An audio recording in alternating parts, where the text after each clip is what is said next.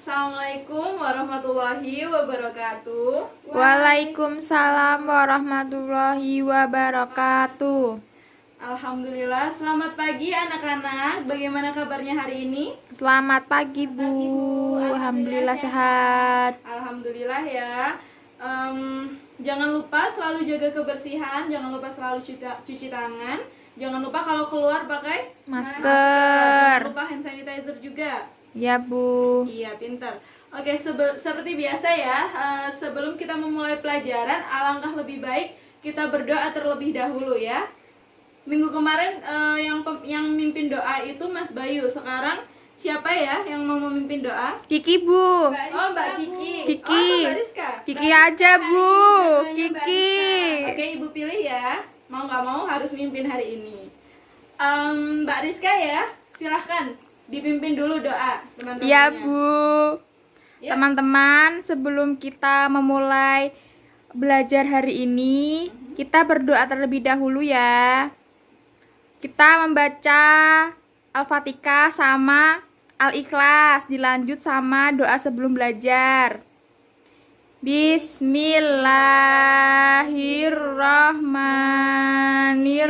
Bismillahirrahmanirrahim. Alhamdulillahi Rabbil Alamin. Ar-Rahmanir-Rahim. Maliki yaumiddin. Iyyaka na'budu wa iyyaka nasta'in. Ihdinas siratal mustaqim. Siratal ladzina an'amta 'alaihim ghairil maghdubi 'alaihim waladdallin. Amin. Bismillahirrahmanirrahim. Qul huwallahu ahad. Allahus samad.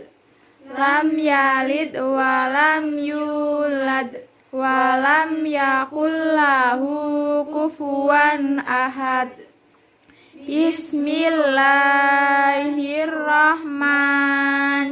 Bismillahirrahmanirrahim.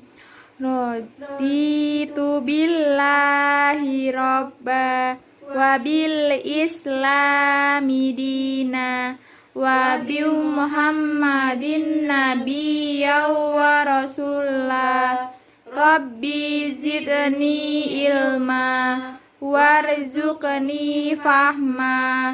Amin ya rabbal alamin.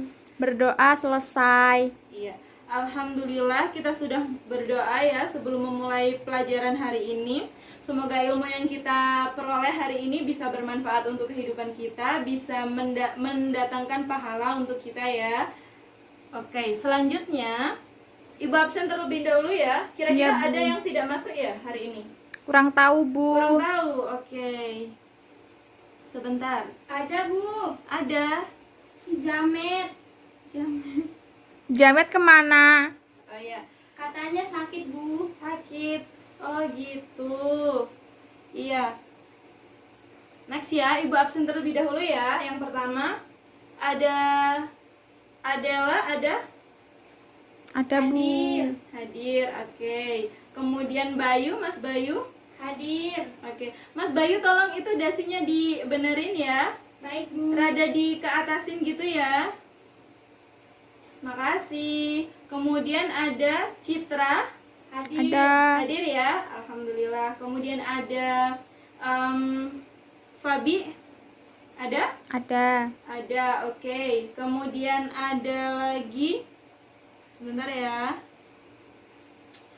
Ada Vigo, ada nggak kira-kira? Ada, Bu. Lagi ke Iya. toilet tadi, Bu, izin. Oh, lagi ke toilet. Iya, izin, Oh, iya. Bu. Oke. Tadi yang sakit siapa ya? Jamet. Jamet, Bu. Oke, Mas Jamet ya. Oke. Sakit apa Mas Jamet?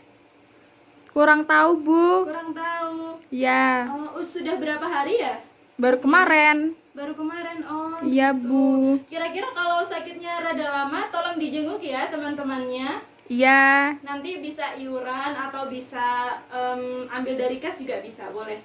Ya, saling pengertian sama teman.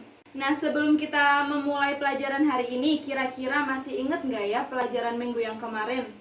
Masih, Bu. Masih ya? Ya. Ada yang bisa menjelaskan lebih lanjut nggak? Kira-kira kita membahas tentang apa sih kemarin? Kemarin membahas tentang pembelahan sel, Bu, mitosis Iya. dan meiosis. Benar sekali, betul, pintar. Nah, sebelum kita membahas lebih lanjut ya, dalam proses gametogenesis adalah proses pembuatan sel gamet. Nah, dalam proses itu yang terjadi adalah pembelahan sel meiosis. Nah, maka dari itu sebelum kita membahas lebih lanjut, kita membahas terlebih dahulu tentang bagian-bagian dan struktur dari alat reproduksi dan juga penyakit-penyakitnya. Itu ya. Hari ini kita membahas tentang itu. Oke, next selanjutnya. Kira-kira nih Ibu mau tanya, ada yang tahu nggak sih kira-kira tujuan pembelajaran kita hari ini tuh apa? Kenapa kita membahas tentang sistem reproduksi? Bagian-bagiannya, kemudian penyakitnya, kira-kira mengapa? Belum Ada yang tahu, bisa? Bu. Belum. Belum tahu? Oke, Belum. Ibu kasih tahu ya. Nah, tujuan dari pembelajaran kita hari ini adalah agar kita dapat menerapkan hidup sehat. Tentu itu yang pertama. Agar bisa menerapkan hidup sehat gitu ya. Kemudian yang kedua, agar dapat menjaga kebersihan dan agar dapat menjaga kebersihan alat vital dan juga agar dapat terhindar dari berbagai penyakit yang bisa menyerang pada alat vital, begitu ya. Itu tujuan pembelajaran kita hari ini. Nah, selanjutnya langsung saja ya kita ke materinya. Iya, Bu. Oke, sebentar saya bukakan PPT-nya. Nah, sebelumnya Ibu mau tanya lagi nih, kira-kira mengapa sih setiap makhluk hidup itu selalu bereproduksi? Ada yang bisa menjawab? Ada? Enggak, Bu. Enggak. Kenapa nih? Belum paham, Kira-kira Bu. kenapa sih makhluk hidup itu selalu bereproduksi? Biar lebih banyak. Iya, benar Betul sekali. banget. Itu yang paling utama ya. Makhluk hidup itu mengadakan reproduksi itu bertujuan untuk mempertahankan jenisnya, berkembang biak, mempertahankan keturunannya, seperti itu. Itu ya. Itu adalah tujuan dari reproduksi. Begitu juga dengan manusia. Manusia selalu bereproduksi agar dapat mempertahankan keturunannya agar tidak punah. Begitu ya. Kemudian next. Nah, dalam sistem reproduksi itu ada dua macam jenis kelamin. Ada jenis kelamin laki-laki dan juga ada jenis kelamin Perempuan. Betul. Nah, mereka ini saling melengkapi loh ya, nggak bisa hanya perempuan saja, nggak bisa hanya laki-laki saja, harus saling melengkapi. Begitu. Nah, bagian-bagian dari alat kelamin laki-laki, ada yang sudah tahu? Bisa kemarin sudah buka-buka bukunya atau belum? Belum ya? Oke. Next. Kira-kira apa sih? Nah, pada alat kelamin laki-laki itu terdapat berbagai bagian, tentu ya, of course. Nah, di sini ada yang pertama ada penis. Semua pasti pada tahu kan ya, penis merupakan bagian luar organ reproduksi terluar. Nah, di sini berfungsi sebagai saluran urin dan saluran sperma itu ya. Kemudian ada juga skrotum. Skrotum apa kira-kira? Skrotum adalah bagian seperti kantung yang di dalamnya itu terdapat testis ya.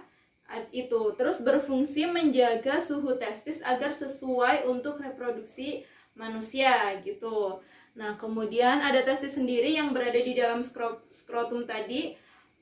Testis ini merupakan bagian yang bentuknya bulat telur yang tersimpan dalam skrotum tadi ya. Kemudian berfungsi untuk apa? Berfungsi untuk memproduksi sperma dan hormon testosteron. Itu fungsinya testis gitu ya. Oke, next. Slide selanjutnya ada epididymis, juga merupakan bagian dari alat kelamin laki-laki. Epididymis itu apa sih kira-kira? Epididymis itu merupakan saluran yang keluar dari testis yang berbentuk seperti tanda koma dengan ukuran kurang lebih 4 cm. Berfungsi untuk apa? Berfungsi sebagai tempat penyimpanan sperma sementara. Itu fungsinya epididymis. Nah, kemudian ada vas deferens. Vas deferens itu apa?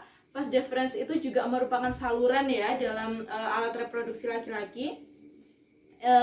Vas deferens ini merupakan saluran panjang yang mengarah ke atas dan merupakan lanjutan dari epididymis. Jadi habis epididymis kemudian ada vas deferens.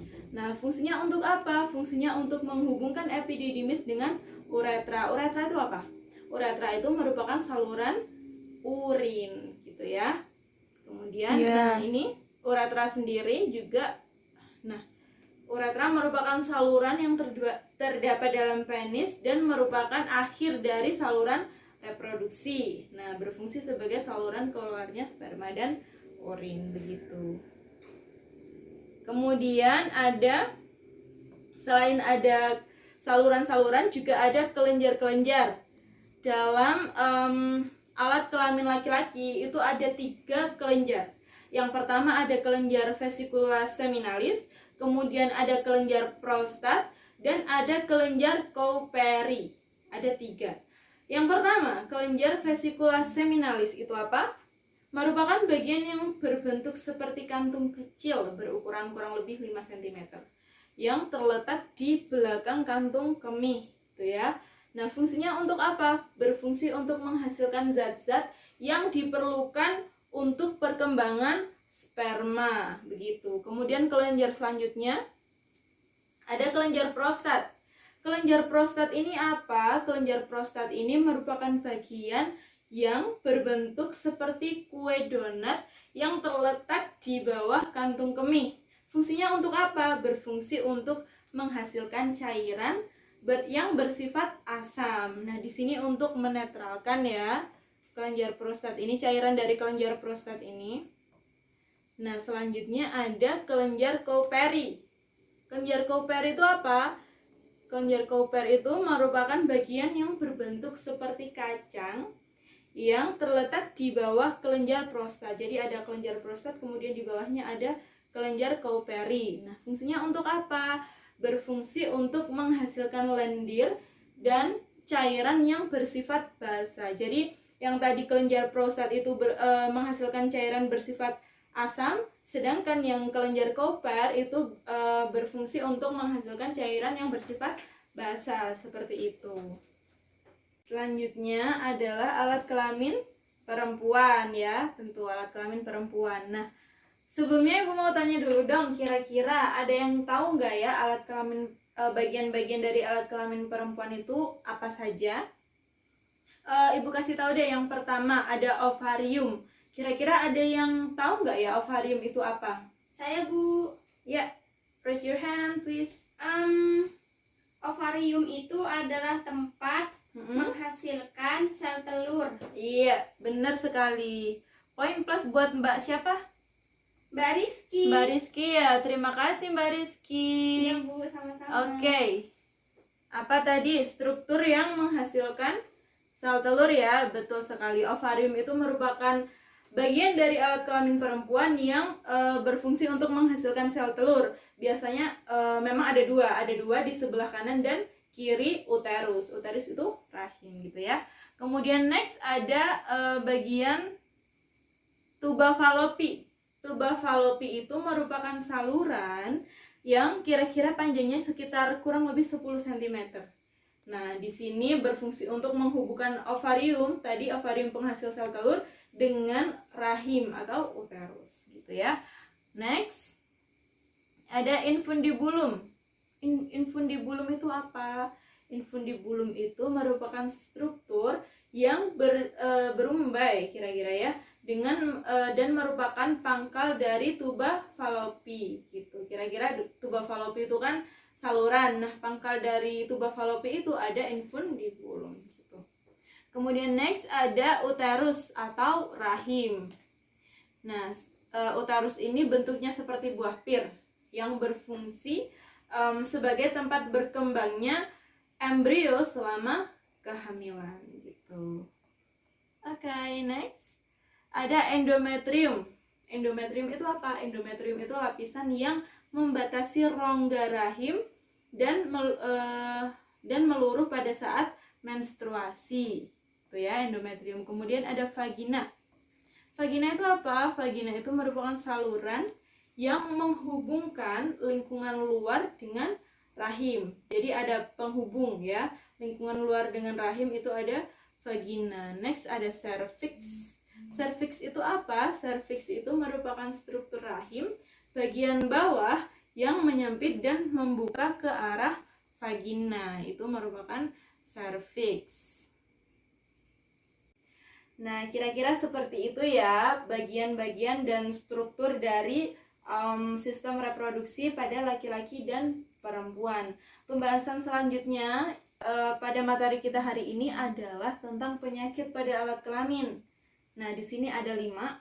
Yang pertama ada gonorrhea atau bisa disingkat dengan GO. Kemudian ada sifilis atau raja singa ya istilahnya. Kemudian ada herpes simplex genitalis. Kemudian ada yang paling umum ada HIV atau AIDS. Kemudian ada keputihan. Nah, di sini Ibu tidak menjelaskan ya. Jadi kalian akan dibagi menjadi 5 kelompok dengan masing-masing kelompok itu yang pertama gonorrhea, kemudian sifilis, herpes simplex, HIV dan keputihan. Begitu ya pembagiannya. Nah, tugasnya apa? Tugasnya di sini kalian sedikit menjelaskan tentang apa itu penyakit yang dengan tema kalian. Nah, kemudian kalian mencari berita tentang penyakit itu dan menganalisis, gitu ya. Kemudian mendiskusikan. Setelah mendiskusikan, tentu saja dipresentasikan ke depan kelas, gitu ya. Nah, silahkan. Di sini kelompok 1, kelompok 2, kelompok 3, kelompok 4 dan kelompok 5 ya, sesuai dengan urutan bangku masing-masing. Yuk, monggo silahkan dikerjakan tugasnya. Baik anak-anak, waktu diskusi sudah selesai ya. Sekarang Ibu minta kalian masing-masing kelompok untuk mempresentasikan ke depan kelas tentang materi diskusi yang sudah dilakukan ya. Baik anak-anak, presentasinya sudah sangat bagus dan Ibu kira kalian sudah memahami materi yang Ibu sampaikan hari ini ya. Nah, untuk tugas untuk minggu depan, Ibu minta kalian merangkum materi yang Ibu jelaskan hari ini ya, dikumpulkan minggu depan ke ketua kelas. Gitu ya.